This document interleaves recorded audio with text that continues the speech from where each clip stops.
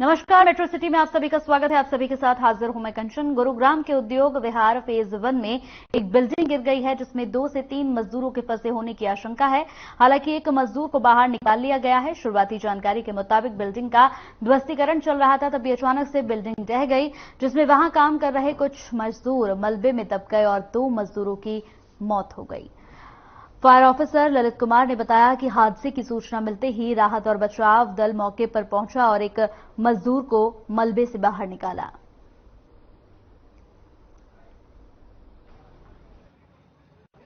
Condemnation का तोड़-फोड़ का कार्य कुछ मजदूर कर रहे थे। ये लोग यूपी के उन्नाव जिले के रहने वाले हैं और उनमें से अभी तक जो हमें खबर मिली है उसमें एक डेड बॉडी हम अभी निकाल चुके हैं। 2 लोग सुरक्षित बाहर निकाले गए हैं और एक और आदमी के फंसे होने की आशंका है।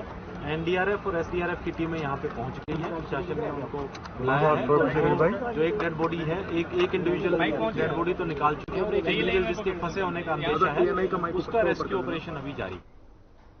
गुरुग्राम में रावण दहन की तैयारियां अपने जोरों पर हैं। कोरोना काल की पाबंदियों के बाद इस साल रावण दहन को लेकर शहर में एक अलग ही उत्साह देखने को मिल रहा है। इन्हीं तैयारियों के बीच रावण, कुंभकर्ण और मेघनाथ के पुतले बाजार में बनकर तैयार हो चुके हैं। गुरुग्राम में लगभग 40 फीट तक के पुतले बनाए जा रहे हैं।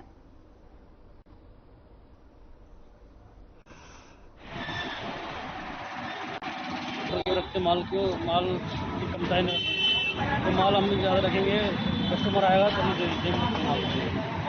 कितना अभी तक सबसे बड़ा रावण का ऑर्डर आया?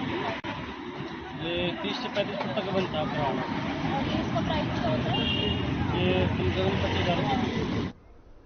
तो सोना अदालत में प्रैक्टिस करने वाले वकील और उसके परिवार पर हमले के विरोध में सोना अदालत में प्रैक्टिस करने वाले वकीलों ने वर्क सस्पेंड कर दिया है। आपको बता दें कि इसी बीच सोना और गुरुग्राम बार एसोसिएशन के पदाधिकारी गुरुग्राम पुलिस कमिश्नर से मिलने के लिए पहुंचे। यहां मिलकर आरोपियों की गिरफ्तारी की मांग कर चुके हैं, लेकिन अभी तक पुलिस ने सिर्फ एक ही आरोपी को गिरफ्तार किया गया है, जबकि हमला करने वाले बदमाशों की संख्या 15 से ज्यादा थी। हालांकि पुलिस ने इस मामले में दर्जन भर लोगों पर मुकदमा दर्ज किया हुआ है। आरोपियों की गिरफ्तारी के लिए एसआईटी भी गठित हो गई है, लेकिन 1 हफ्ते से ज्यादा का समय बीत जाने के बाद भी गिरफ्तारी के नाम पर पुलिस के हाथ खाली हैं, जिसको लेकर वकीलों ने मोर्चा खोल दिया है।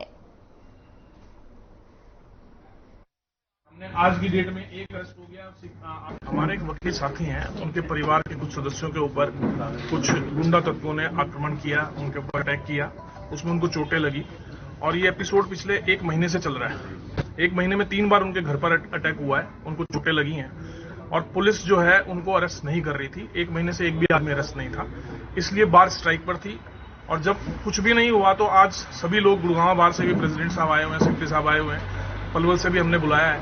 फैसला हम 2 बजे के आसपास गुड़गांव डिस्ट्रिक्ट एंड सेशन जज साहब से मिल रहे हैं। उसके बाद जो भी उनकी तरफ से हमें एश्योरेंस मिलेगा, उसके बाद बार दोबारा कल एक बार हम सुबह डिसाइड करेंगे। आश्वासन तो यही दिया गया था कि एसआईटी बन गई है और हम जल्दी, सीआईए भी इस पे काम कर रही है, बट उसके बावजूद भी पिछले 4-5 दिन से कोई कार्रवाई नहीं हुई थी, इसलिए आज बार दोबारा बैठी थी और उसी मुद्दे पे हमने चर्चा की। तो क्या माना जाए, कब तक आपका वर्क सस्पेंड रहेगा और आगे की रूपरेखा क्या होगी? आज तो हमारा वर्क सस्पेंड है ही।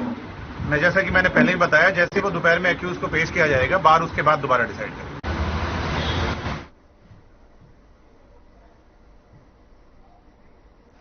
तो फरीदाबाद में शिक्षा विभाग के अधिकारियों की पोल खुलती ही जा रही है। अभी पिछले ही दिनों यहां की मौजूदा शिक्षा अधिकारी के खिलाफ गबन का मामला दर्ज हुआ था। वहीं अब जिला शिक्षा अधिकारी रही ऋतु चौधरी के ऊपर घोटाले का आरोप लगाया गया है। सीएम विंडो और जन सूचना अधिकारी अधिनियम के तहत मांगी गई जानकारी पर शिक्षा विभाग के अधिकारियों ने यह माना है कि यहां जिला शिक्षा अधिकारी रही ऋतु चौधरी इन सब घोटालों में आरोपी थी। आपको बता दें कि ऋतु चौधरी पर आरोप है कि उन्होंने बाल विकास योजना के नाम पर सरकारी और निजी विद्यालयों से फर्जी खाता खोलकर उगाही की।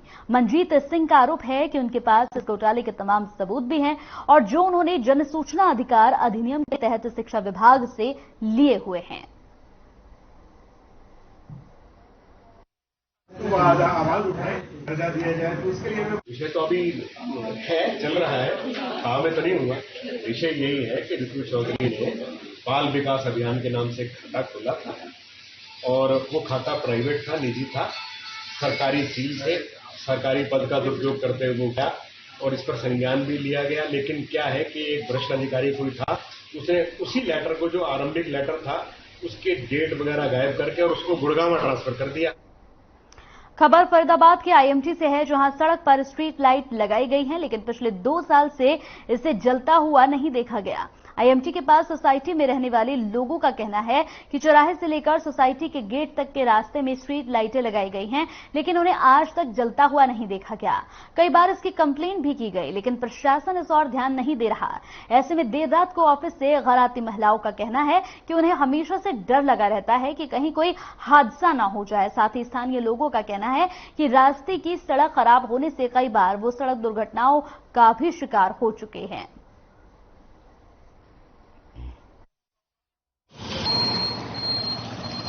यहाँ पे सबसे ज्यादा मेनली तो रात में बहुत ज्यादा डार्क रहता है। हस्बैंड भी मेरे से रात में काफी टाइम बाहर लेट आते हैं, 12 बजे, तो कोई भी मतलब कन्वेंस नहीं मिलता, दिक्कत होती है। मतलब आप ज्यादातर ना आवारा टाइप के लोग भी बैठे रहते हैं। उन्होंने भी मुझे काफी बार बताया है कि मतलब सेफ नहीं है इधर से आना, लेडीज के लिए तो खास तौर से। मम्मी के घर से भी जैसे मैं आती हूँ भाटिया कॉलोनी से, वहां से भी आते हुए भी ना मतलब डर सा लगता है कि जल्दी से हम अपने घर पहुंचे। बहुत ज्यादा मतलब दिक्कत होती है यहाँ पे, कोई कन्वेंस नहीं मिलता। सबसे बड़ी बात, रात में कोई रेडी नहीं होता बल्लभगढ़ से यहाँ तक आने के लिए। रोड लाइट भी नहीं है, रात होते ही अंधेरा हो जाता है, जिसकी वजह से आए दिन लूटपाट होती रहती है, एक्सीडेंट। और वहाँ पे सड़क पे ही बहुत सारे ट्रक भी खड़े रहते हैं, जिसकी वजह से आए दिन एक्सीडेंट। फरीदाबाद के सेक्टर 10 और 11 का डिवाइडिंग रोड, जिसे 4 महीने से बनकर तैयार होना था, वो 3 साल बीत जाने के बाद भी तैयार नहीं हुआ। इस सड़क के निर्माण के लिए केंद्रीय राज्य मंत्री कृष्णपाल गुर्जर और विधायक नरेंद्र गुप्ता ने निर्माण कार्य 3 नवंबर 2019 में किया था। बताया जा रहा है कि इस सड़क का 2 बार टेंडर भी हो चुका है, पर इस सड़क का आधा काम यहां पर हुआ है, आधा नहीं हुआ। वहीं आसपास के रहने वाले लोगों का कहना है कि सड़क की हालत बेहद खराब है। सड़क में बड़े बड़े गड्ढे हो चुके हैं। बरसात के दिनों में यहां पानी भर जाता है, जिसके बाद गड्ढे दिखाई नहीं देते और वाहन चालक इन गड्ढों में गिरकर घायल हो जाते हैं। साथ ही लोगों ने कहा कि विधायक से लेकर हर किसी से कंप्लेन की है। सड़क को बनवाने के लिए कई बार कहा जा चुका है, पर इस तरफ कोई भी ध्यान देने को तैयार नहीं है।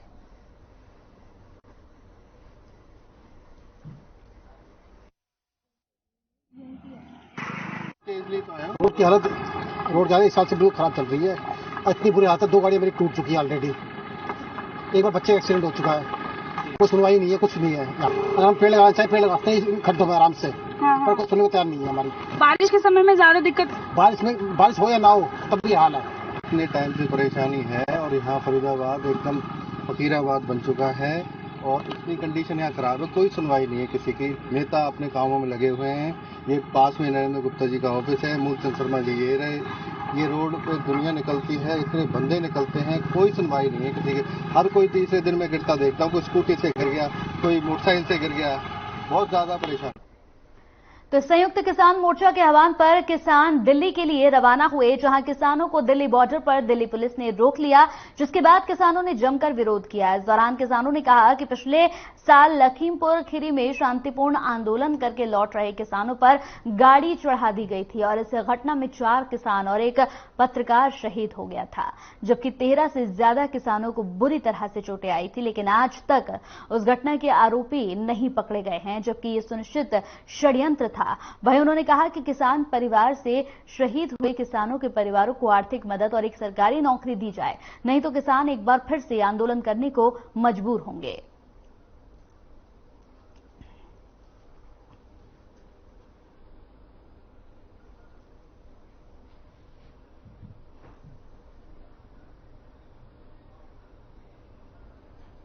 सोहना की अनाज मंडी में फैल रही गंदगी और अवैध अतिक्रमण को लेकर एसडीएम ने अनाज मंडी का निरीक्षण किया। इस दौरान एसडीएम ने यहां बाजरे की सरकारी खरीद करने वाली एजेंसी हैफेड के अधिकारी, किसान और आढ़तियों से बातचीत भी की। एसडीएम जितेंद्र गर्ग ने बताया कि सरकारी खरीद शुरू हो गई है, लेकिन नमी होने की वजह से हैफेड की खरीद नहीं की गई है। जिस किसान की फसल को हैफेड के अधिकारियों ने पास किया था, उस किसान ने अपना रजिस्ट्रेशन नहीं कराया हुआ। साथ ही उन्होंने कहा कि एक निर्माणकर्ता को अतिक्रमण का नोटिस देने के लिए मार्केट कमेटी को कहा गया है। साफ सफाई व्यवस्था के लिए भी बता दिया गया है।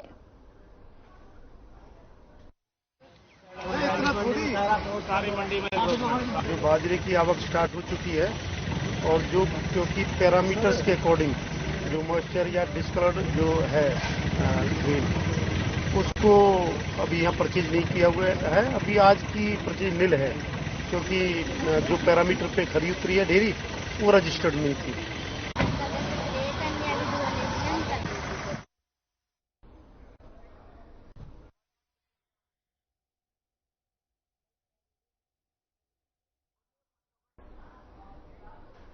तो झज्जर अनाज मंडी में चंडीगढ़ से आए खाद्य एवं आपूर्ति विभाग के अधिकारियों ने दौरा किया और मंडियों में हो रहे बाजरे और धान की आवक का ब्यौरा लिया गया।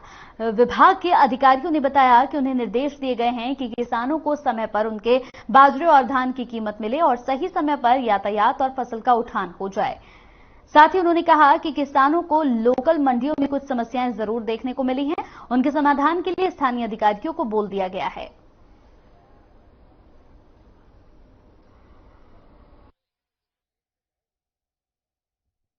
देखो ना, बीज है सर, बीज का ये मंडी का सरकार ये चाहती है कि सारी समुचित व्यवस्थाएं मंडियों में हों और किसान को किसी तरह की दिक्कत ना हो। तो अभी जैसे आप सब लोगों को मालूम है कि बाजरा और धान की आवक से मंडियों में स्टार्ट हो गई है, तो ये कोशिश करेंगे कि तुरंत उसका किसान को समय रहते हुए उसकी पेमेंट हो जाए, लिफ्टिंग का जो है ना हो जाए, ट्रांसपोर्टेशन के काम सारे समाप्त हो जाए। और इसी व्यवस्था को देखने के लिए चंडीगढ़ से मैं यहाँ पर झज्जर डिस्ट्रिक्ट में मेरी ड्यूटी लगी है। झज्जर में राष्ट्रीय लोक अदालत की तर्ज पर विशेष राजस्व अदालत का आयोजन किया जाएगा, जहां सालों से लंबित मामलों का आपसी सहमति से निपटारा किया जाएगा। इसकी जानकारी रोहतक मंडल के आयुक्त जगदीप सिंह ने दी। साथ ही जगदीप सिंह ने जिले में विकास कार्यों की समीक्षा बैठक की। इस दौरान मंडल आयुक्त ने कहा कि रेवेन्यू कोर्ट में कई मामलों का निपटारा आसानी से किया जा सकता है।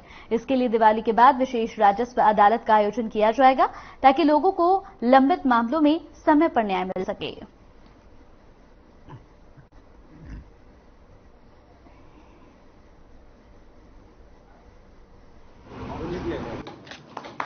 ये तो आज कमिश्नर मैंने रोहतक डिवीज़न ज्वाइन करने के बाद फर्स्ट विजिट थी झज्जर में।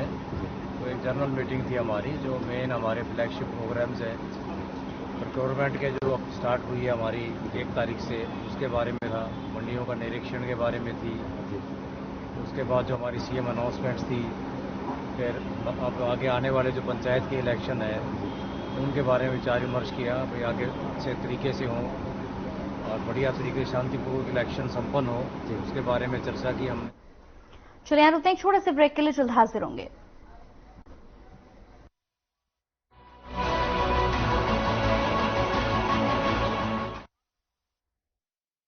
मेरे जैसा कोई दूसरा चुलबुलापन जिसकी हर बात में भूल जाए, जिंदगी में रंग भर दे। मेरी जैसी मेरी अपनी पताका चाय, गजब का स्वाद। देखें कौन नया खिलाड़ी आया है, समझा देते हैं, प्यार से समझाएंगे। ये तो अपनी जुबान है। जुबान एक हो तो दिल भी एक होने चाहिए। विमल बोलो जुबान केसरी। पंजाब है जसप्रीत का ठिकाना, मुंबई है आदर्श का आशियाना, केरल का गोविंद निवासी, कोलकाता में जन्मे है काशी। हर हिंदुस्तानी की शान ARB बियरिंग जोड़े सारा हिंदुस्तान। अपनाएं आयुर्वेदिक रूप मंत्रा। इसमें है क्यूकम्बर के प्योर एक्सट्रैक्ट्स जो नेचुरली चेहरे को मॉइस्चराइज रखे, ताकि पिंपल्स और डेड स्किन जैसी प्रॉब्लम से मिले रिलीफ। रूप मंत्रा आयुर्वेदिक फेस वॉश, ये कोई कॉस्मेटिक नहीं, आयुर्वेदिक औषधि है। अरे रंगों का उमंगों का, अरे रंगों का उमंगों का जज्बा कहाँ रुकता है, मन साफ है तेरा अंदर तो बाहर दिखता है। हर रिश्ते का एहसास रखते हैं, हर घर में अपनी पहचान खास रखते हैं। हम निर्मा एडवांस हैं, मन की तरह कपड़े भी साफ रखते हैं। निर्मा एडवांस। आदमपुर उपचुनाव की तारीखों का ऐलान, राजनीतिक दलों में मचा घमासान। कांग्रेस बचा पाएगी साख या बीजेपी की बनेगी बात, देखिए मसला रात 8 बजे। Hey mom, Hey, look, I can download a song really fast. I can make dosas faster. Must be joking. Bus, 3 easy steps. Mix with water, spread batter, fry. गाना डाउनलोड हुआ? नहीं, पर तब तक मैं इडली बनाती हूँ। हमने बनाया किड्स से। पंजाब है जसप्रीत का ठिकाना, मुंबई है आदर्श का आशियाना, केरल का गोविंदन निवासी, कोलकाता में जन्मे है काशी। हर हिंदुस्तानी की शान, ARB बियरिंग जोड़े सारा हिंदुस्तान। अगर आप पत्रकारिता के क्षेत्र में करियर बनाना चाहते हैं तो हम सिखाएंगे आपको इलेक्ट्रॉनिक मीडिया के हर गुण। जल्दी करें, साधना एकेडमी फॉर मीडिया स्टडीज में एडमिशन शुरू।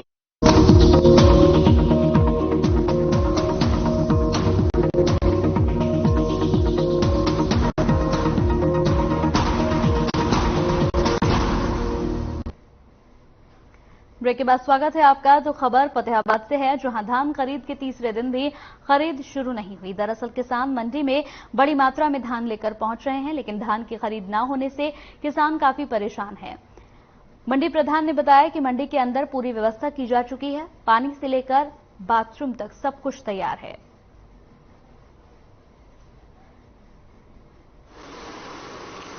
शनिवार को प्रशासनिक अधिकारियों ने ये कहा था भी सोमवार सुबह हम 10 बजे खरीद शुरू कर देंगे, लेकिन जिस हिसाब से मुझे इनका लग रहा है हालात है, ये आज क्या कल भी खरीद शुरू नहीं कर पाएंगे, क्योंकि ना तो इन्होंने अभी तक मिलने लाट की है और ना ही कोई ये संतोषजनक जवाब। तो फतेहाबाद में किसानों ने अपनी मांगों को लेकर किसान संयुक्त मोर्चे के बैनर तले प्रदर्शन किया। इस दौरान प्रदर्शनकारियों ने लखीमपुर घटना पर यूपी और केंद्र सरकार का पुतला फूंका। इसके अलावा किसानों ने डीसी को ज्ञापन भी सौंपा। साथ ही उन्होंने कहा कि लखीमपुर खीरी घटना में किसानों की जेल से रिहाई और उन पर दर्ज मुकदमों को वापस लेने की मांग की। वहीं किसानों ने बारिश से खराब हुई फसलों और मकानों के मुआवजे की भी मांग की।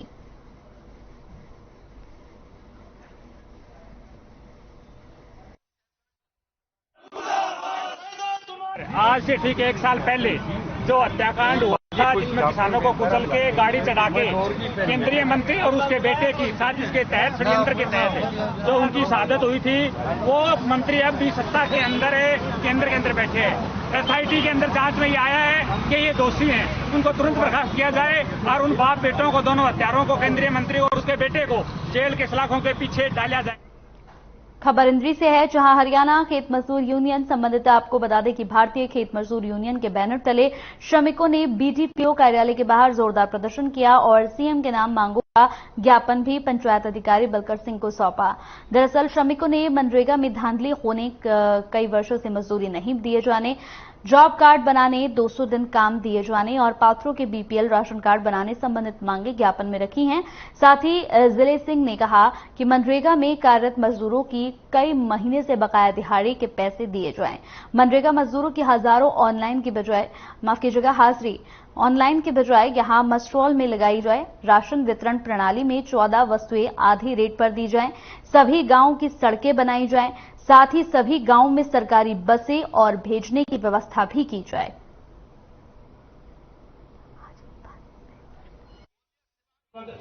30-40 मजदूर नरेगा वाले द्वारा, तो ये है ना कि वीडियो साहब को और आगे ABPO से इसके बारे में डिस्कस किया जाएगा और इनका हल करवाया जाएगा। क्या मांगे मजदूरों की? मजदूरों की इसमें है कि एक तो 5 किलोमीटर से जो ज्यादा है हमारे जो काम है उसका किराया है, और इसमें एक 100 दिन का रोजगार के लिए लिखा है, बाकी मजदूर रह गए हैं इनकी बेरोजगारी की और मनरेगा में हो रहे भ्रष्टाचार की। मनरेगा 100 दिन नहीं मिलता, किसी को 50 दिन मिल गया, किसी को 40 दिन मिल गया। अगर जो मिल भी गया उनके 2-2 साल हो गए, आज तक 2.5 साल हो गए, पैसे नहीं मिले। और वो हाजिरी लगाते हैं ऑनलाइन, लेकिन ऑनलाइन का पता नहीं लगता कभी उन्होंने हाजिरी लगाई कि नहीं लगाई, जबकि जॉब कार्ड में उनकी हाजिरी होनी चाहिए थी मनरेगा मजदूरों की। तो वो हाजिरी आज हम कह कर चले हैं, उन्होंने कहा कि भी हम हाजिरी लगा। तो चरखी दादरी के गांव कासनी में 30 साल के युवक पर अज्ञात बाइक सवार बदमाशों ने अंधाधुंध गोलियां चलाई, जिससे युवक की मौके पर ही मौत हो गई। घटना की सूचना मिलते ही डीसीपी मुख्यालय और सीआईए की टीम मौके पर पहुंची। इस दौरान मृतक के परिजनों ने बताया कि बाइक पर सवार 3 युवकों ने अंधाधुंध गोलियां चलानी शुरू कर दी, जिससे युवक की मौके पर ही मौत हो गई। साथ ही उन्होंने कहा कि आरोपियों को पकड़ने की कोशिश की, लेकिन आरोपी मौके से भागने में कामयाब हो गए। वहीं मृतक के परिजनों ने आरोपियों को जल्द से जल्द गिरफ्तार करने की मांग की है। चरखी दादरी की यह खबर। आपको बता दें कि यहां पर एक 30 साल के युवक पर बाइक सवार 3 बदमाशों ने अंधाधुंध फायरिंग की, जिसमें मौके पर ही उसकी मौत हो गई। परिजनों का रो रो कर बुरा हाल है। परिजनों ने मांग की है कि जल्द से जल्द आरोपियों की गिरफ्तारी हो। परिजनों का यह भी कहना है कि उन्होंने प्रयास किया था आरोपियों को पकड़ने का, लेकिन आरोपी भागने में कामयाब रहे।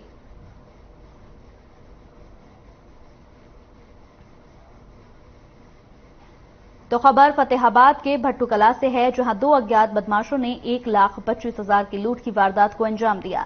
बता दें, बदमाशों ने भट्टू मंडी के अरुण फिलिंग स्टेशन में पेट्रोल पंप कर्मचारी से बंदूक की नोक पर वारदात को अंजाम दिया।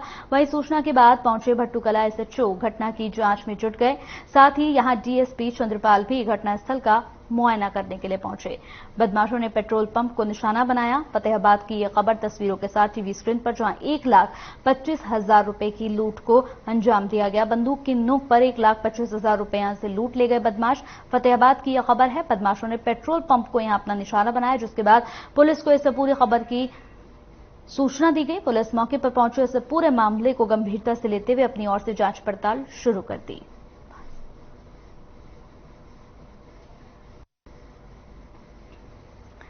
तो बदमाशों ने पेट्रोल पंप को निशाना बनाया। सबसे बड़ी बात कि ये कोई पहला मामला नहीं है। फतेहाबाद से कई ऐसे मामले अभी तक सामने आ चुके हैं, लेकिन सबसे बड़ी बात है कि बदमाशों के अंदर पुलिस प्रशासन का कोई खौफ नजर नहीं आता है।